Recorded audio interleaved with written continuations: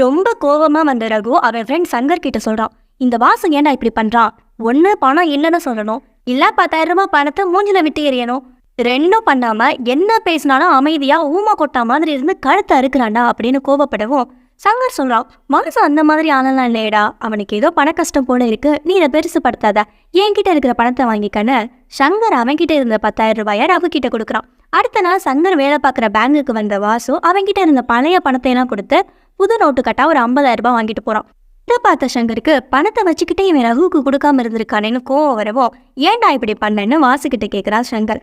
அதுக்கு இவன் சொல்றான், டேய் 3 மாசத்துக்கு முன்னாடி நான் கொடுத்த 30,000 ரூபாயை பத்தி அவன் வாயே திறக்க மாட்டேங்கிறான், இப்ப மேற்கொண்டு 10,000 ரூபாய் கேட்டான், நான் எதுவும் சொல்லாம இருந்தேன், உடனே துரைக்கு கோவம் வந்துடுச்சா அப்படின்னதும் சங்கருக்கு என்ன சொல்றதுனே தெரியல. சங்கர் மாதிரி எப்போதும் ஒரு பக்க கதையை வச்சு எதையும் தீர்மானிச்சிடக்கூடாது, இன்னொரு பக்க கதையையும் தெரிஞ்சுக்கிட்டு அப்புறம் தான் முடிவுக்கு வரணும்.